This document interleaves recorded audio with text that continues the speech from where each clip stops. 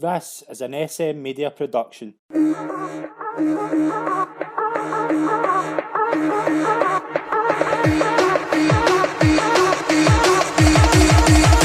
Hi everyone, and welcome to this week's episode of the Scottish Football Show right here on SM Media. The usual team's back after a week on holiday. Mark Wilson's back with us. Wilson, what's been happening? Aye, well, it's obvious you've got your first team back in after the shambolic substitute that you made last week with having Mark Roberts on. But I'm glad to be back because I know for a fact I was severely missed.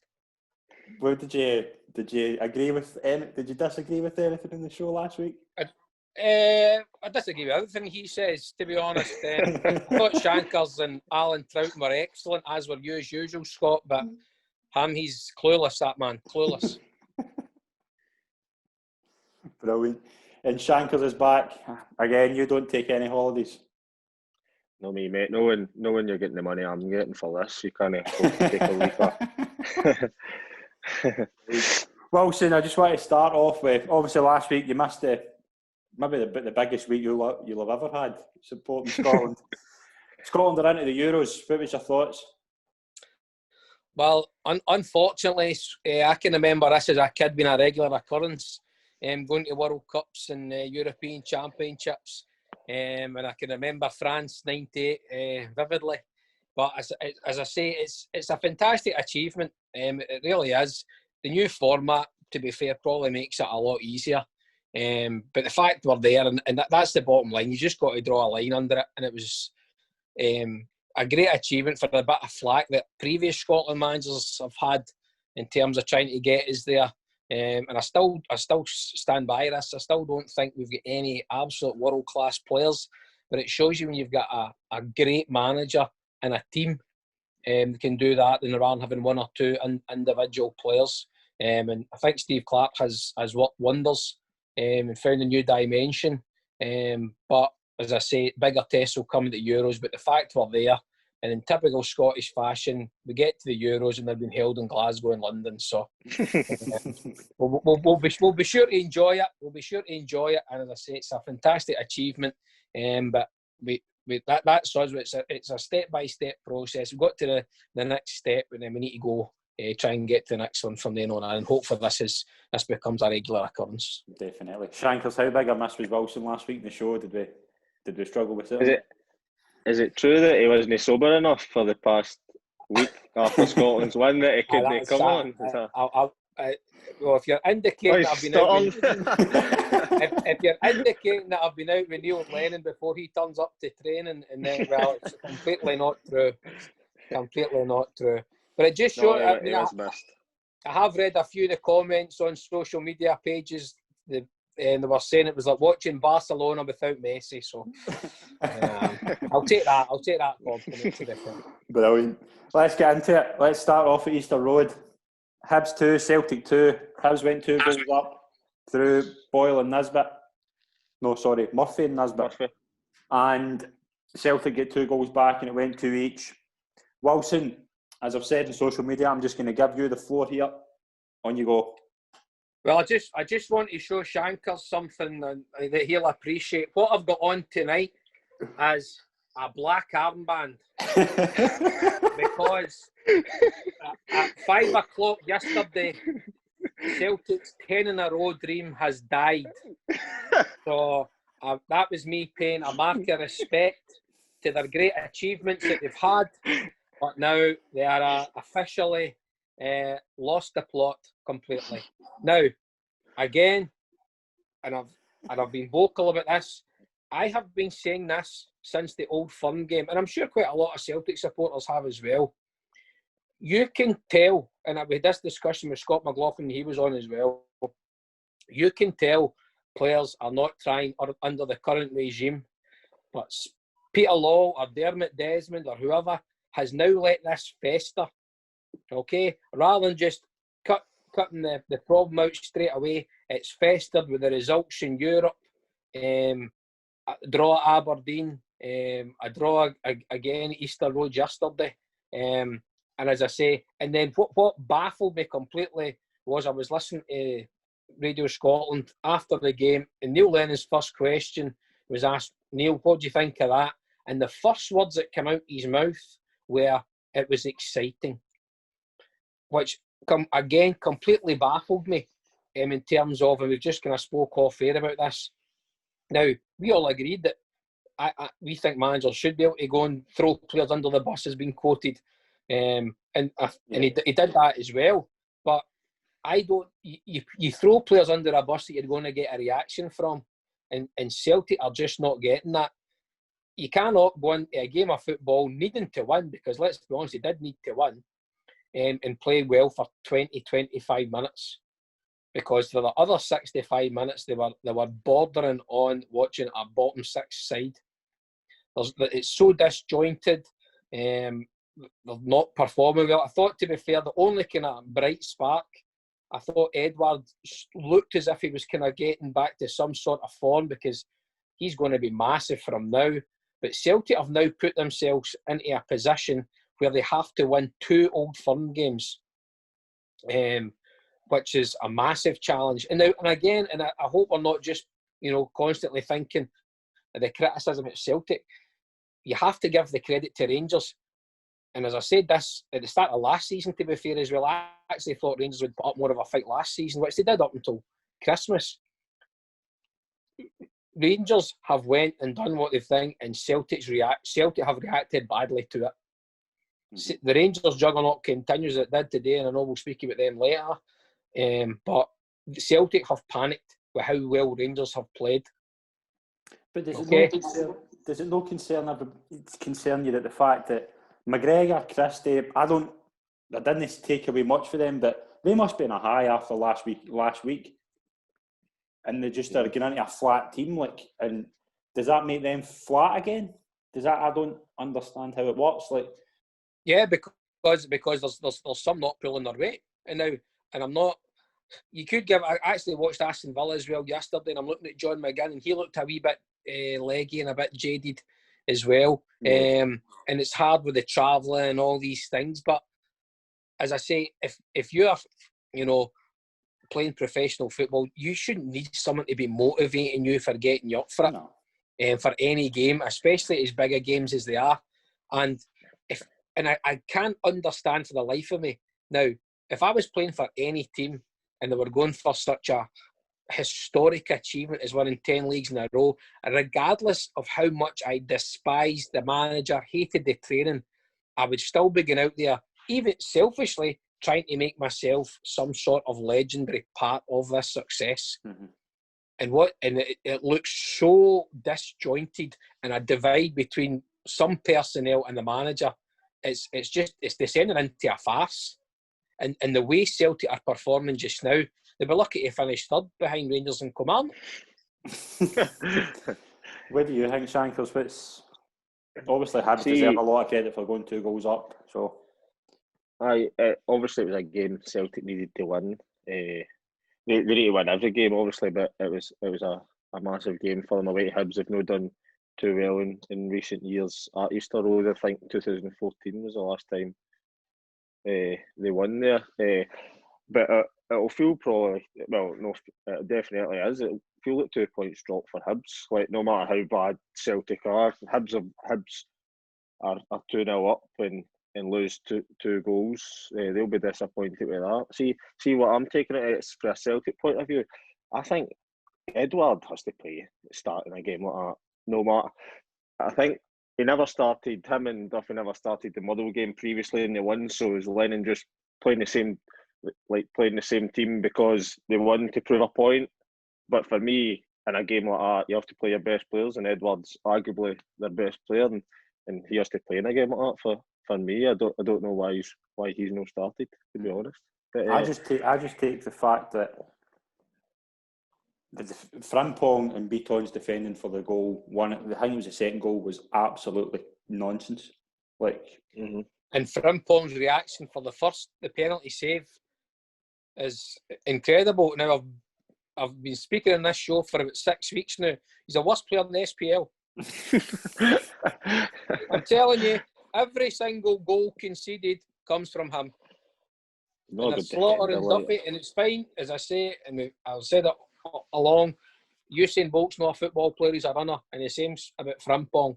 Absolutely no. Celtic should have signed Stephen O'Donnell when they had the chance last season. A proper right back is what they were missing. And they went with him. And they got Greg Taylor, who I think's excellent as well, to be fair. And I think he's been very unforced to be put out the team. Chris Boyd made a point today about Taylor, saying like the full backs are playing like that, defence is conceding goals basically, and Taylor's probably been hard done by because he was getting slaughtered for pillar to post, and the guy that's come in is arguably not done any better. So, but but slaughtered from pillar to post by the supporters. Neil needs to be stronger and big enough to say, oh no, it's my team and I'm doing this and I'm doing that. And as I say, the downfall since dropping Taylor's been incredible. And I'm not saying he's a one-man team or anything, but as I say, I watch Kelly every week. He was Kelly's best player for 2 seasons. Gets his move, earns his move, does well, and then to be all of a sudden just out the team. And as I say, Laxalt is not. He scored a great goal, a great finish for a defender yesterday, but I'm thinking he's not any better than Greg Taylor, if I'm honest. Mm-hmm. As I say, and Frimpong for me is just a liability. Mm-hmm. Absolutely. Well, we move on to Thursday night, and obviously the Celtic go to Sparta Prague. Is it? Sparta Prague. Prague. If the same thing happens that happens at Parkhead, where Celtic get humiliated, is that his last chance saloon? He's been in last chance saloon since the Old Firm game, Scott. He should be out the door. Now, I'm not... Why isn't he out the door then? Well, that's... Again, I mean, he came in when Brendan Rodgers left and he did his job. I suppose you could say he earned his next contract as such. But even for a Celtic man, I'm very surprised he hasn't resigned or offered his resignation, to be honest. Because if you're the big Celtic fan, played for the club, know the traditions, etc., and you're having this sort of rut, I'd be surprised if he hasn't offered his resignation, or unfortunately he'll be sacked. Now that doesn't take away the achievements that Neil Lennon, the player, and Neil Lennon, the manager, has achieved. But his record now at Celtic's worse than it was at Hibs, and Hibs sacked him. Mm-hmm. So as I said, it's not. And I said we've had a couple of weeks off. Well, I have. That was the prime time to change managers over the international break. Get a new manager in, set your stall out, work with what you've got just now. Few players in January, and at least mount a challenge, because just now it's an absolute whimper. And as I say, but again, on top of that, you need to give the credit to Rangers and Steven Gerrard, because they're blowing away the opposition. Mm-hmm. And Celtic have panicked. Celtic have twisted first. Mm-hmm. We're going to touch on Rangers later on in the show, but we're going to move on to another game on Saturday. It was Dundee United 1-2-1 at home to Hamilton, puts them to 5th in the league. Nicky Clark got 2 of the goals for Dundee United, and Callahan pulled one back for Hamilton. But how kind of much is Nicky Clark kind of stepping up to the plate there? Aye, he definitely has. I think there's maybe 4 goals in the last 2 games, I think. Yeah. And we did touch on that if Dundee United are going to do well, the 3 strikers are going to have to pull their weight, because when you get 3 strikers like Clark, McNulty and Shankland, who have all scored goals where they've been, well, you've got to get some sort of return on it, because apart from maybe Paul McMullen, that was a wee bit harsh saying they've not really got many creative players behind them, but when I watched the game back, and like you've got like Paul McMullen, who's got a bit of pace and trickery in a wide area, but I think Dundee United, it wasn't a great game, to be honest. Mm-hmm. Clark's equaliser's a good finish. Hamilton created a good goal. McMahon down the wing, and a good delivery, stood it up at the back post, and it's probably harder to miss than score. But I think it's Hamilton's year this year. They're really struggling. If they keep performing the way they're going, the manager can't last much longer. I think they're out the Betfred Cup as well, with a group of like Stranraer and Annan and Athletic. I think they lost both their games, albeit it's more important for them to stay in the league than what it is to get through the cup. But it should still be beating those teams. Like going and winning those games gives you momentum to go and kick on for the season. But Hamilton are really struggling. So they are. And you look at a team, you're looking where is the goals and where is everything coming from.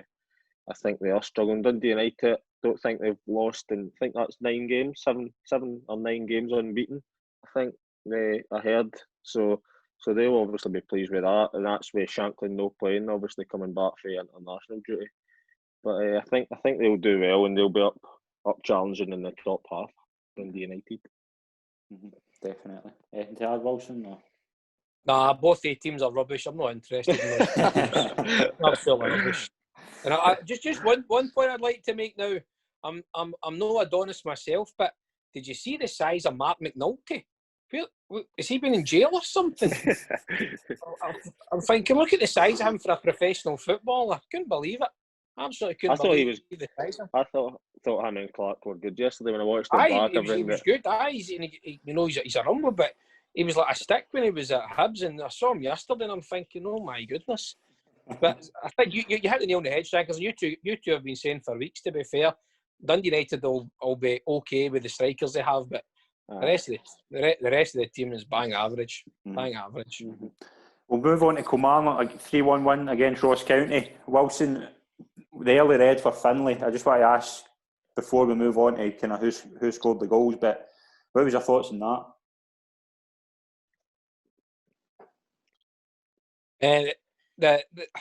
Again, it's one of these ones.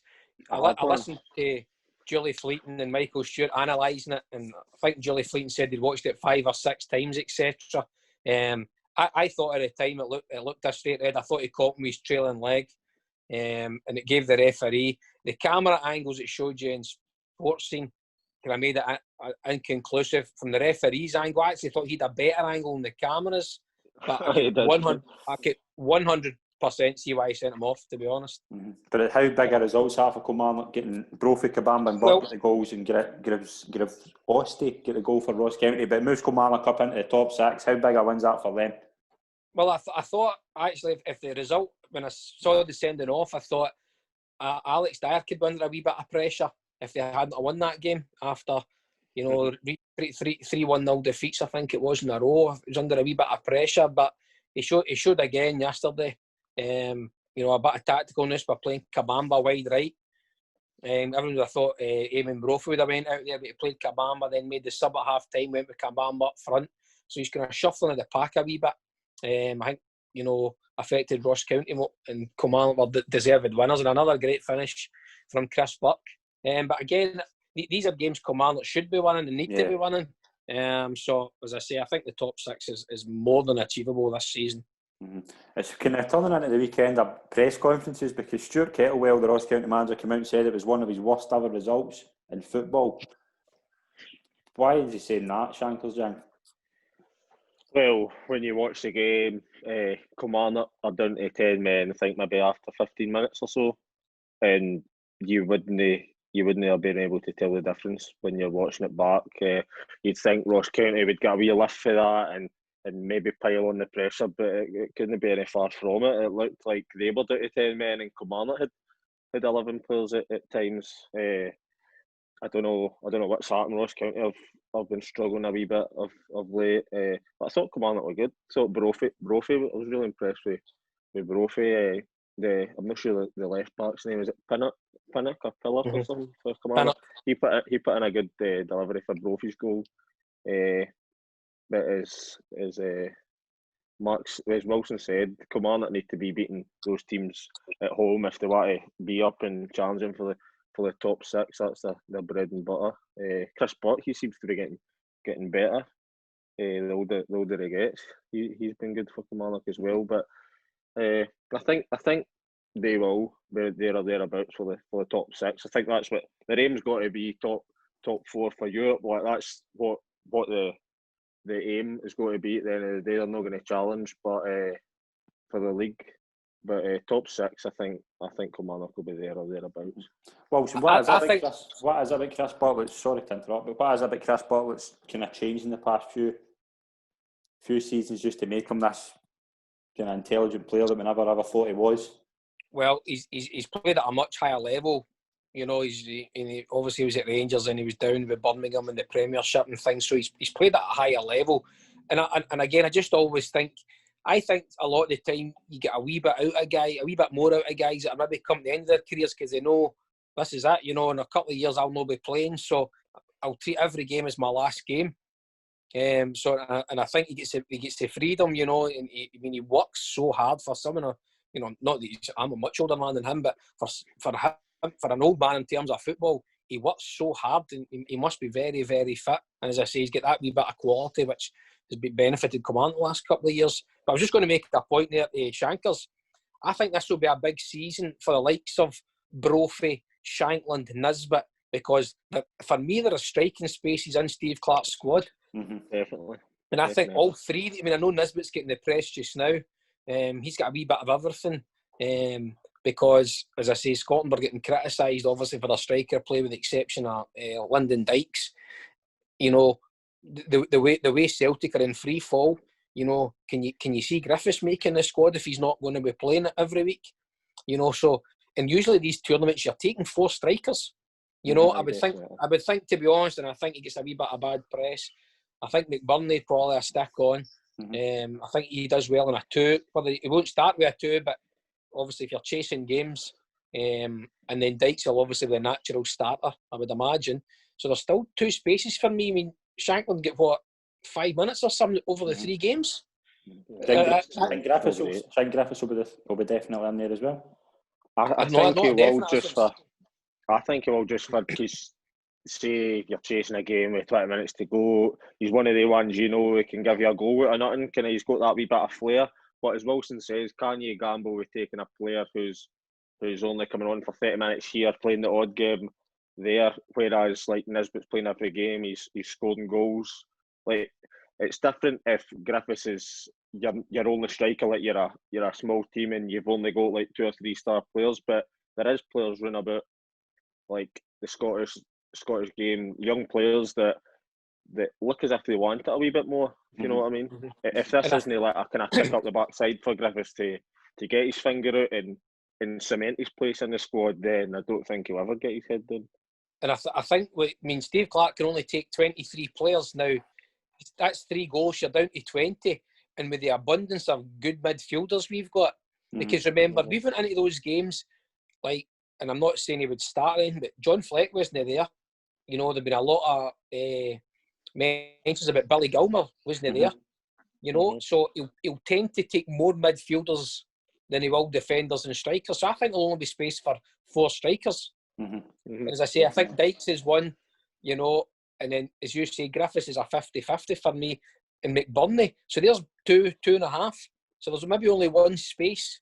And as I say, so I think you might get a few goals out Shankland, Brophy, and Nisbet, just to keep them in the window up until June. Definitely. St Mirren got a win against Livingston to take them up to they're up to 11th place with 11 points. Like, how big a win's that for St Mirren, Shankers? Aye, it's huge. Obviously, I watched a game against, I think it was Morton last week during the week, and it was hopeless. I couldn't see a goal coming for anywhere. I think it was penalties or extra time. Yeah, I turned it off eventually, but they have to, when we're playing teams like Livingston, teams that are run about their own level, that's where you have to pick up points. It wasn't a great game, wasn't hundreds of chances. I actually thought Livingston were probably a better team. Emmanuel Thomas missed a sitter early on, a header. I thought Livingston, they weren't poor. I don't think they deserved to lose the game. Everything that they going forward that was good. Alan Forrest was involved in it for them. I'm no surprised by that. But it's Livy's kind of struggling a wee bit just now as well. If I'm not too sure where they are on the table, but if they don't pick up wins, then they're going to be there or thereabouts at the end of the season. They've got kind of good quality in the final areas like Forrest, Robinson, Sibbald, Pittman, and then they've got Emmanuel Thomas who's a big lumpy guy. They should be can scoring goals. They're all the wins this season. It was actually my wife that pointed this out. All Livingston's wins this season have been 1-0s, which it's a good thing. They're not conceding goals, but they're not like running away from them. The teams are always still in the game that they're playing against. But if they don't start picking up points, they're going to be down there with your Hamiltons and your St Mirrens and Ross counties. Mm-hmm. Wilson, I just want to touch on, like, you've said to me many times, even years ago, how good a coach and a good a guy Gary Holt is. He said, obviously, in his press conference yesterday, that he feels he'll need to kind of assess his own position. Like, do you think he is under a bit of pressure now that they're not winning as much at home as they used to? I think all the managers are always under pressure. But again, if Gary decides that's maybe what the best thing is for the club, then I don't think he'd be short of offers to get in somewhere else. They have struggled. I think they've only, what was it, one out of 7 or something at home. Mm-hmm. But see, to be fair, see all these bottom 6 teams, you know, your Dundee United, your Hamiltons, Livingston, St Mirrens, as St Johnstone is just now. All these games are going to be, you know, a goal in it. You know, yes. it's so if Livingston had won 1-0 yesterday, you wouldn't have batted an eyelid. St Mirren won 1-0, you don't bat an eyelid because they are going to be so close.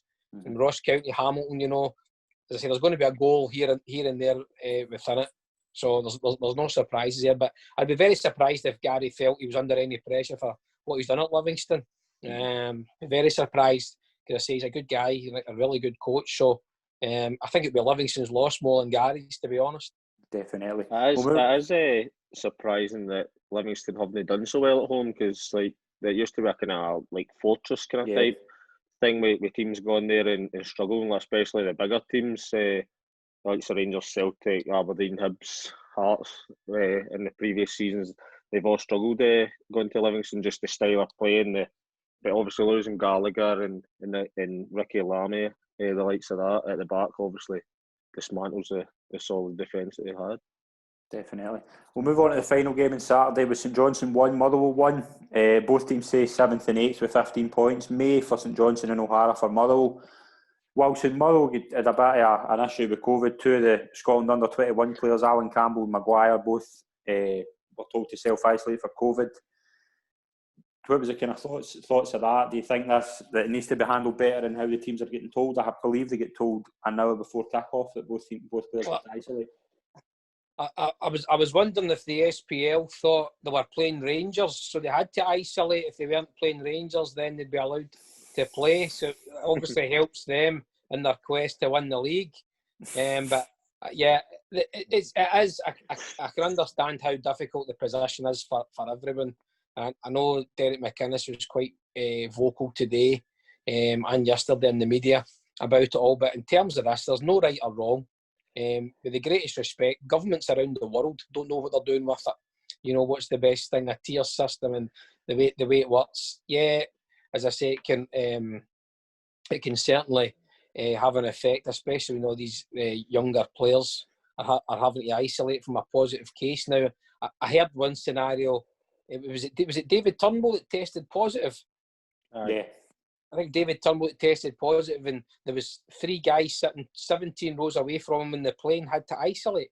You know, I mean, where does it end? Where does it end? But I thought, typical Motherwell St George, you could have backed a draw on that all day. Probably 0-0, you'd have backed right enough. But as I say, I'm not a great fan of St Johnstone. I think they're very poor. And as I say, the two bottom 6 teams for me, to be honest. Shankers, what was your kind of overall thoughts on the game? When I watched it back earlier, Motherwell's goal, quite a well worked goal, a few passes in and out. O'Hara making the pulling the strings there, and it was a tidy finish. St Johnstone is a penalty. O'Hara gave the ball away in the middle of the park. Sloppy trying to dribble, take too many touches, and he's get caught. The ball's through, and it's a Stonewall penalty. Stevie May scores that. I think St Johnstone have got some decent players in the final third, like Sam May and Hendry. They've got McCann, I think it's Ali McCann, Craig Bryson, O'Halloran, Conway. They have got players who can produce things. It's just trying to get it all to click together, kind of thing. But as Wilson said, it is probably if you were asked what do you think of Motherwell St Johnstone game, you'd probably just go draw. It wasn't up too much. I don't know if did any see Craig Bryson's tackle? No, I saw it come on as a sub. No, I didn't see it. Oh, it was a shocker, man. I think it was. Yeah, he was top player at Kilmarnock when he played there, like box to box, top player. Went to Derby as well. I like him. He's a good player. Mm-hmm. The big game on Sunday was Rangers 4, Aberdeen 0. Rangers got 11 points clear at the top of the Premiership. Kent, Roofe, Arfield and Tavernier with the goals. Shankers, how big a statement was this from Rangers to take advantage of Celtic's poor result on Saturday? Listen, I think when the players, and I get all this, we don't focus on other teams and all that. All the players would have been sitting waiting on that result coming and knowing that if they were going to try and capitalise on the points dropped. Listen, when they see that the result, I think there isn't really a team talk needed. They know there's a chance. Obviously, they've got games in hand, but they know there's a chance to extend their lead at the top, and it was comfortable. They run out of second gear. It's hard to say too much about it because how early on in the season is. You don't want to go and say they're laying down a marker or what, no, because there's still plenty of games to be played, and I'm sure there'll be points dropped. But they just need to kind of keep knocking them down one at a time just now. But Aberdeen were poor, weren't they? Mm-hmm. I'm sure you will both agree. Rangers won out second gear. If a team gets beat 4-0, like Dundee United came to Ibrox and had a go at Rangers and were picked off, pasturing about, etc. Aberdeen sat in and still get. See, if you sit in, you need to stay in the games, even at 1-0. See, if it's 1-0, you've always got a chance for the duration of the game. But they sat in and get battered, basically. They had nothing at all for me. Of course, they had players out due to COVID and injuries and whatnot, but they didn't even lay a glove on Rangers. If my team's getting beat 4-0, I want them to at least have a bit of a go at the other team. But there was nothing for Aberdeen. Rangers' movement and that, and they put from middle to front was dragging. It was a joy to watch at times. It was good to watch. They're dragging players out of position. It's weird. They're dragging players out of position and what? No, it's clear to see that's not just they've not just turned up and went right. We're doing this today. Like that's been like obviously worked on in training for not just in the past week, but months, years. Like. You can tell that's how they play every game. Like everybody knows their job in and out. If whether it's the 11 that played the day or they make 4 changes, everybody knows their job, and it's hard to try and keep the same 11. Like if they're doing so well, Gerrard rotates the team that much, and I did see somebody saying once, how can Rangers have 4 strikers but only have 1 striker position available, but be able to keep the 4 of them happy at the same time? He's doing a great job, but it doesn't say too much for Aberdeen. They were poor. Mm-hmm. Well, Rangers, when you look at Rangers' bench, then you just see the difference of how far they've come in the last 18 months to come to have the likes of for 4-0 up 70 minutes and the likes of Hadji and that and still to come on. Like, it just shows you the difference. Wilson, how joyous was that for you to watch that? Well, I mean, I switched it off at 1-0. The Hogan OG, but it just goes to show you that £40 million spent in Scottish football goes a long way. It means you can be near the top of the league and beat teams like Aberdeen, who, as Shankar said, turn up and don't lay a glove on you via the instruction probably of their manager that's informing them to do that. But as I say, and I said before, and I'm being flippant here, but Rangers are playing very, very well. There's no getting away from that. And it's not just a case of grinding results out as well, because they're grinding results and winning games in Europe as well, which is been a very difficult thing for any old firm manager to do consistently. And Gerrard at the moment is doing that, albeit he's had a couple of years practice at it so far, and things are starting to fit in the jigsaw. And as I say, we kind of touched on this a few weeks ago. You know, I wonder if no crowds is benefiting Rangers more than it is Celtic, because I know punters can certainly get a wee bit impatient. I mean, I used to say it even last season, the criticism that Tavernier gets, and now there's no crowd on his back. You know, he's shown that he's more than capable of producing week, and I think he's been consistent in his performances. So the psychological kind of impact is there as well. And again, you're talking there about keeping strikers happy. You know, the strikers probably internally are not happy, but they because they're absolutely mullering everything that's in front of them. Morelos' face when he came off today, can I say that?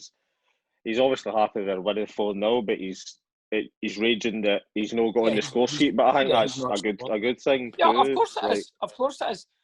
And that's what I'm saying. And they've obviously got the respect of Gerrard, McAllister, and Beale. And as I say, for Rangers, it's only a good thing, because I say that it's not just a case of rolling over teams.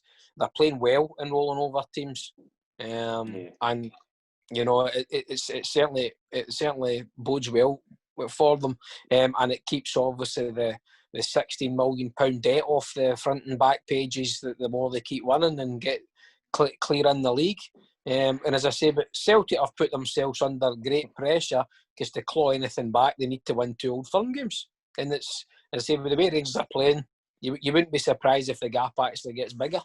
But no, I mean, I know I'm kidding on, but I watched the first. I think I did watch the half time before. My kids went to a certain coaching school this afternoon, so I missed the second half. But Rangers were so far. I mean, I think Aberdeen just set their stall to try and score for a corner. It was just set. How many set pieces all about? They must have just been working on set pieces all week. Yeah. They'd fancy and all that. Just put the ball in the box and did it. As I say, it could have been 3-0 before Kent scored. I thought it was a penalty on Roof. It was a Stonewall penalty. Into the box as well. Yeah. Stonewall. And as I say, if Aberdeen were walking in at half time 4-0 down, they could have considered themselves lucky. But how much is this down to just taking advantage of? Obviously, Celtic on the at the races now, but Rangers can only beat what's in front of them, and they're taking every chance. They've not conceded a goal at Ibrox in the league this season. Everything they're doing is just screaming to me that they've learned a lesson for the last 2 years. I know there's still a long way to go, but they look so much better. Just the difference in them in the last 10 months just screams out to me. Aye, definitely. I think the point you made there, Scott, earlier about the bench. Now, previous seasons you'd be looking saying, if Morales gets injured or suspended, we're going to struggle. Now it's not even the likes, and I think he's doing really well this season as well. Kent, if Kent gets injured, somebody else can replace him. Yeah. If Morales gets injured, somebody else can replace him. You know, if Goldson gets injured, even I mean, I'm a big fan of the boy McLaughlin. So even if Alan McGregor, who's the best goalkeeper in the world for me, gets injured, then you know there's an easy replacement there. So as I say, it bodes. It's a shame for Scottish football, but it bodes well for Rangers, to be honest. Definitely. They've not had to see, apart from maybe Kilmarnock away, where they chucked on the defender. They've not had to really work for a win. No. If you know what I mean. Like Ken won it, but Kilmarnock away, they kind of grinded it out in the end. They've not really had to do that a lot this season. Like it's been up to 2-0 early doors and see the game out comfortably, just keep the ball. But I think when it shows you at Kilmarnock away, if the goal score line's tight, they can grind out a result like that. They've got that in the locker, kind of thing. Yeah. Mm-hmm. Yeah. Agree with that, Mark. I agree with that. Just a quick wee round-up of what was going on in the lower leagues. Did Fairland beat Hearts 2-1 to go top of the Championship? Wilson, do you think there could be a title race there? No, I think Hearts will win that league comfortably. I was just so expecting that. Predictable. No. Hearts, I mean, they'll have some sticky results, I'm sure. But no, I think Hearts will win the league comfortably. I'm happy for Dom Thomas, to be honest. He seems to be doing really well this season. Again, I didn't think he got a fair crack of the whip at Kilmarnock, but then again, I would trust Steve Clark and Alex Dyer more than I would trust me, to be honest, in terms of coaching and picking a team. He seemed an impact player and didn't really get that many starts. But as I say, he's done well this season at Dunfermline. Maybe he's found a team that he play every week and prove his worth. And Ayr United's star man, friend of the show, Michael Moffat, got his 100th goal. Great achievement. How much did he deserve that? And just brilliant guy. Listen, deserves every bit. I was at Ayr when he scored his 50th goal up at East Fife. I remember it well, and that was maybe 6 years ago. So it couldn't happen to a better guy. He's a great player. He's criminally underrated. It doesn't get talked about enough at Ayr. It was all, the season that they went up for League One to the Championship, about all the goals for Lawrence Shatland, etc. But Moffat's chipped in his fair share, obviously because he's at 100 now. So I don't need to tell you that, but it's the runs. He's so unselfish. See the runs and his link-up play, everything. He's just as a fantastic player. I'm surprised that nobody in the Premiership took a wee gamble on him a few years ago when he went to Dunfermline. I moved fair, but like St Mirren or somebody like that, he wouldn't do any worse than what they've picked up. But delighted for him. As I said, couldn't happen to a nicer guy. Mm-hmm. Definitely couldn't have gave you more. League One, Falkirk beat league leaders Cove Rangers to move within a point behind Cove, so that's a big result for them. And in League Two, Queen's Park won 3-0 to go 4 points clear there. So Queen's Park looked to be a kind of nailed on for that league. I think they'll just go further and further clearing that league. Well, when your wage bill's the same as Manchester United's, then Scottish League Two, I'd be expecting you to be winning those leagues. So, well done to Ray McKinnon and all the Spiders there on their $5,000 a week. Marco, take Wilson's mask off.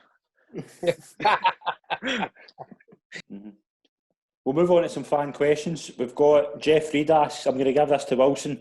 Do you think Neil Lennon should leave or stay? What are your thoughts? I think he should stay. Oh, again, everyone's entitled to their opinion, but unfortunately, it's a results-based business, and obviously Jeff's a stalwart of the Copeland Road, I would imagine, with that question. But no, I said it, I've called it, and I'll stick by it. Lennon should have left after the Old Firm game. But as I said, they've let it rot. And I know you maybe, you can't just be sacked after losing one Old Firm game. Nothing to do with the result. It was the performance and the attitude of the players. And unfortunately, you can't sack 20 players. So, sorry, Jeff, Lennon has to go. Do you believe this nonsense about Eddie Howe? That they spoke to Eddie Howe? No, absolutely not. Absolutely not. But see, like, why is everybody screaming for Eddie Howe? Like, no, he done, like, it was, we Bournemouth spent millions exactly and got relegated. Like, not even like we put up a fight, like just straight down with the manner of the defeats and everything. Like, see, fair enough if he'd went and done something like got Bournemouth challenging like for the top four or whatever, but it's probably just because he's the only available kind of manager at that kind of level that's free now. But he's not done anything for me to merit a job like Celtic. Absolutely not, and it's the same old story. He comes up here, just say he does reasonably well. The first English team like a Burnley or a Southampton that shows a bit away, so there's absolutely no point. Absolutely no. Did you know my problem with the whole thing? And I've said this before on the show, but if Neil Lennon was to lose his job and all of a sudden all the Celtic players got a lift and started trying and were blowing teams away the way they were last season, does that not reflect worse on the players? It says more about them, definitely. Players don't care though. Players not interested. Players are interested in their ego. And as I say, I can't for the life of me understand a player that's thinking we want Lennon out, so we're going to play poor, especially at this stage of the season, their careers. Because with the greatest respect, Sparta Prague are not a great team. No. But the Iron Alex Rangers, I'm not saying they're not a great team, but Rangers were now a second gear, so Celtic need to up their game in terms of just playing Rangers. Sparta Prague weren't great, Hibs aren't great, Aberdeen aren't great, and Celtic. I mean, I think is it 1-1 in 8 games or something? It's completely unacceptable. 2 in 8. It's not good form. No, right. Well, one win in Scottish Cup for less than that. Now, folk think I'm on here criticising Neil Lennon. If the players aren't playing from there, he has to go. It's not a case of or let's kind of hum and haw and wait and see if they come back. If they fell out with the manager, they fell out, and that's it. Mm-hmm. Definitely. See if it comes January and they get a good money offer for likes of, I see they're trying to get Christie in a new deal. See if maybe not the Scottish players because they're a bit more in the know with what it means for this season now. But see like some maybe in Cham or Ayer or Edward. See if they get decent money, like that could turn their head. You know what I mean? Like if we're not doing too well, the new and I've got a chance of this move, they could go out the next week and get an injury. I think if they get a big money offer, no big money offer, but if they get Celtic a decent offer, like they feel they can't refuse, the player would want to go. Depending on how many points are in it after the Old Firm game. If just say for example it's even games and it goes to 11 points, Edouard, Ayer, Christie and Cham will all be out the door because the league is gone. The league is gone, and they'll say they're trying to recuperate money for the COVID stuff, etc., and start rebuilding again. But if they lose the Old Firm game and it becomes a giant task again, then those big hitters will all be out the door. They'll all want away. Definitely. Stephen Nichol asks, Scott, what are your thoughts on Rangers accounts? Well, Rangers have published a loss this week of £15.9 million. It's never good when you hear that a Scottish team's £15 million in debt, but again, I think it has more to do with the fact they haven't sold a player. I think this will be the last season they'll see that the Rangers will have sold a player. Rangers will sell a player next summer. I don't know who it will be, but I'd imagine I think if my point with the whole thing is if Morelos was sold, Rangers would have been in profit for the year. Well, what about the other 14.9 million though? Do you think you're getting that? Do you think you're getting that sum of money for Morales? No, I don't. Well, it just I don't know. For me, it has to be £15 million. Like for him, the way current things are now, but it is just is a team going to come and pay that in these current circumstances? I think it is more than just that. I think it's more than just that. I think it is obviously Europa League match day revenue loss. There could be more wage bills, something like 25% higher than it was the season before. Like there is a massive squad, and it's all quality, so they are obviously getting well paid, which they should. Yeah. But I think it's maybe they taking the risk just to deliver. I'd see finances not that. No point talking to me about that. Just talking about football, but they taking the gamble. Yeah, the guy called Kieran Maguire spoke about it the other day. I would recommend listening to that. Everybody that kind of wants to understand the full thing. But on you go, Shankar. Sorry, just are they like that? Right, we'll work with this loss now and take the gamble to deliver the title. And I think that's exactly what it is. Yeah. Aye, and then so if things go the way they're going, there's going to be people coming in for Barisic, maybe Tavernier. Who else we got? Aribo, Kamara. See if players like that keep playing like that. There's no doubt the money and the offers will be there. I think they've just basically says we need to work away at this now and take the gamble that because one way or another there is going to be players going out the door at the end of the season. Going to be sold, so they'll just think it's worth the gamble to try and deliver the. Do you know what my biggest fear is with it all, though? My biggest fear is with it all is that, regardless of how the league pans out, I wonder if both clubs then kind of down tools a wee bit, and it affects Scottish football because I still don't see Gerrard's not going to be here for 10 in a row. You know, for Rangers, he's not going to be. I wouldn't have thought he'd be here for 3 in a row, to be honest. But what I'm saying is, Celtic don't get the 10. Do their fans go flat? Therefore, nobody really wants to go and play for Celtic. If Rangers win it, they've stopped 10 in a row. Big sigh of relief. Aye, they then recoup their money back, and then kind of no go well. Nothing really matters now, but it's no as much pressure. It's almost a relief. It's like popping a balloon. Aye. I think that's exactly what's happened. There's that much pressure to deliver for both sides to deliver 10 in a row or stop the 10 in a row. Yeah. So they've both, well, not both, but Rangers especially are gambling on put all their eggs into one basket, go and win the league, and then deal with it at the end of the season basically, and offload players. Which that's well done. The leagues and Rangers and Celtic are they were climbing back to where the teams were over like previous years, with getting quality players in, internationalists, etc. But I do agree there will be players getting offloaded at the end of the season for both clubs. They just need to get good money for them to balance the books. My two big takeaways from it is there's going to be two teams for Scotland qualify for the Champions League next season, so they're going to have got that opportunity to make that money. That's the first thing I would say. Secondly, this Rangers board aren't risk takers. They're not going to. They can't be because of what's been on previous. Yeah, that's what I mean. They're not going to take the risk that the previous board would have took and completely go off the rails. So there's no way that this. Let's hope they do. Oh, they absolutely do. But the only thing I would say is Rangers haven't had a sellable asset since probably Nikita Jelavic. So now they've got 3 or 4. And Rangers are a selling club, so are Celtic. Every Scottish club's a selling club. So there is going to be a player leaving Rangers at the end of the season, because there's no way there isn't. Because and the manager. Listen, it's inevitable that because of how young and it's his first job in that, I wouldn't surprise me if Rangers win the league and he does go, because what else can he achieve more than that? Obviously going on in Europe, but let's be honest, none of the teams are going to kind of do anything in Europe.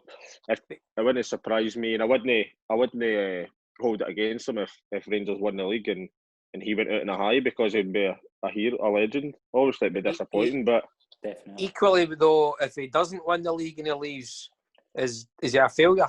Yeah. Of course definitely.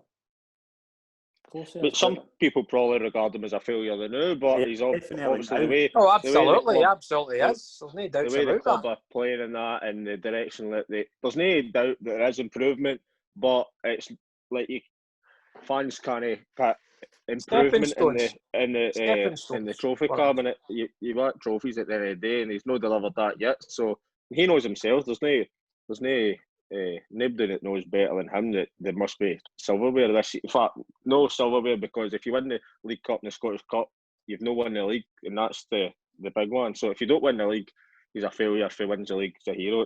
It's all or nothing, basically. Especially the position they're in now. We're having their 5 points. They've got 5. Celtic got 2 games. What goes up must come down.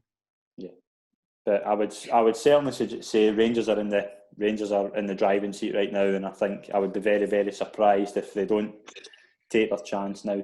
I think they're playing so much better. But Stephen Nicholas, another question: Will the teams in the top half right now be the same 6 at the end of the season? So we're going with Rangers, Celtic, Hibs, Aberdeen, Dundee United, and Kilmarnock. Does anybody take them off the top 6? I'll take Dundee United off it. Aye. I would take Dundee United off it. I'll put Motherwell on. On. I would agree. All in agreement. Yeah, definitely. Callum McPike 2 questions. First of all, I'll give this to Wilson. The second one I'll give to Shankers. What does Celtic need to do? What does Celtic need to do to try and gain some momentum? New manager. Oh, it's the obvious. Do you think it's that simple? Yeah. I again, and as I say, it'll come out in the wash, years down the line. Celtic now need to gamble. They're sticking at the moment, and sticking's not working, because, as I say, this is all stemmed from the old firm game. If you let this rot away, right, you can't wait till it's too late. Now the problem is now that Celtic's going to have to bide their time to January now for me.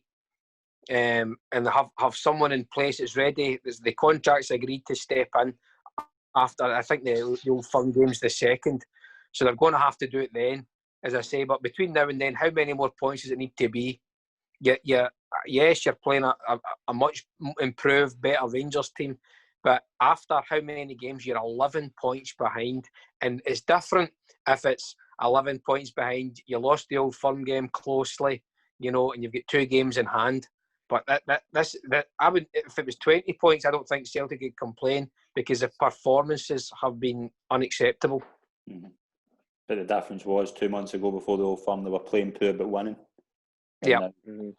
And as I say, it's the results, of course, are crucial, but it's the performance, the body language, everything that goes with it has been terrible. I mean, even yesterday, going back to their game, what is Scott Brown doing for that penalty? I know, man. I That watched is it a earlier. 35-year-old midfielder that with 20 winners' medals, 60 Scotland caps. What is he thinking? And that tells me experience. And that tells me, here, I'm not happy here. I'm going to do something. He doesn't need to go and win that, doesn't he? Know? Like the players facing away for goal, going towards, heading out of play, going out the box. He doesn't need to win that there. Even it's in front of goal somehow, you need to do something, but it does not need to win that ball. It's crazy. It is crazy. Shankers Callum also asks, what do Rangers need to do to maintain the way they're playing and keep winning? How do they maintain it? Just do what they're doing, basically. There's no point in changing something that doesn't need change. They're knocking teams off comfortably. They just need to keep going. As I said, I wrote earlier, they're so well drilled. Like, everybody knows what they're doing. Everybody knows their job, movement. It's clearly they've been working on that for years. It's drummed into all the players. Even the new players that have come in have picked it up well. Obviously, it's just need to keep doing it. The good thing is they're not conceding goals. The rotation of the team's no like breaking anything up. Like one in, one out. It's still everything's kind of the momentum's kind of keep going. They just need to keep doing what they're doing and just know if it does go against them that they can do it. If you know what I mean, like grind out results. Like don't just do it like a pretty way. Like be horrible at times, and grind out results when they need to go, because there will be times in the season that they will be challenged, and they need to show that they can do the dirty side as well as playing rock and roll football. Mm-hmm. Wilson, I just want to ask you one last question before we wrap up. Because my battery's going to run out. That's good. Will Neil Lennon be the Celtic manager this time next week? Yes, but he shouldn't be. But again, there's no point now. There's no point. There's not going to be any international breaks or anything. It's full throttle until January. It's not going to happen until the 3rd of January. Mm-hmm. And Shankers, there's no international fit with March, so like see by the next time that there is a break, at March time it's coming to the crunch, isn't it? Mm-hmm. See, going back onto it about the gamble, do you think they see about keep whether they keep them or change them?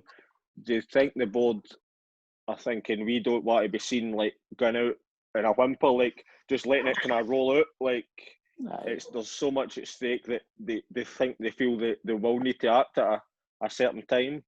I think that's why it hasn't happened already, because there is that doubt of what if we get this wrong, and if they get it wrong, then they're always. It's the same way Rangers back in 1998. They weren't remembered as a team that didn't win 10. Not so much. Well, obviously later on they were, but Celtic will be remembered as a team that didn't win 10 in a row when the chances were there for them, and that's what will be sitting with the Celtic board. That's my thinking. That's what I think anyway. Well, Celtic will be remembered the team that didn't win 10 in a row legally, whereas the team that Rangers didn't win 10 in a row did it with cheating well. No, they didn't. With their payments, etc., and all that. So at least Celtic will still be able to hold their heads high after failing to get 10. Playing to your gallery. No, I think he says that and then just listens to himself back and be chuckling. No. As I say, in all seriousness, it is a gamble, but I mean the Celtic board can't win either, because if they don't change it, they'll get pelters. If they change it and fail, change it and it goes wrong. Exactly. And to be fair, what you've got to think of, who in their right mind would come in January unless they're getting 50 million to spend in Scottish football, and then you be the manager that's failed. So somebody with a legacy like Brendan Rodgers or Strachan or Martin O'Neill who would come in and say, right, I'll take it for 6 months, and Exactly. you fail because their legacy's gone. The same, and it's the same I've as never thought about Ali it that way. McCoy and Neil Lennon. The legacy's gone because of what they've done managerially. And as say, if Lennon fails, then all he'll be remembered for is the man that failed to bring 10 in a row. Yeah. Mm-hmm. Shanker's final question: what chances do you give Rangers and Celtic on Thursday night? Celtic need a reaction. For obviously the last time they played Sparta Prague, but just a reaction in general. They need to win if they have any hopes of qualifying. To be honest, I don't think they should even bother with Europe. Like, I think they should just accept that they're not going to. Not that they're not going to qualify, but the chances are they're not going to qualify. Try and just get a decent result, get momentum going for the league, and Send under 18s out there, out the road.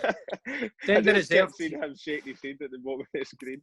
Send the under 20s out there with John Kennedy playing and whatever. Just get the game out the road, get them going, and worry about it. Is it Rangers Benfica at Ibrox? Yeah. Aye. I'll be a home one. I'll be a home one. I think so. I do. Yeah. See the boy Nunes, I think it was, that came on and he scored the equaliser. Yeah. He's out in and Rangers will he's be a big player for them. Rangers will be momentum, itching to etc. avenge Yeah. how they threw the 2-goal lead away there as well. So, aye, let Rangers concentrate in Europe. If Rangers win, they're through as well. So I think they'll be trying to win early as possible Couple to of games then spare. the Have a next couple of two games games rest. they get spare and they can rest, so they don't need to play like Thursday, Sunday, their best players kind of thing. Yeah. Aye. Well, that'll do us for this week. Thanks very much to Wilson and Shankers for joining me. Superb, No worries. Scott. Thanks very much. Exactly. Thanks for having us on. Tune in on social media this week. We'll be announcing something very exciting about the show for next week. So tune in, and thanks very much to everybody for listening. Cheers. Thanks, Cheers. guys. See ya.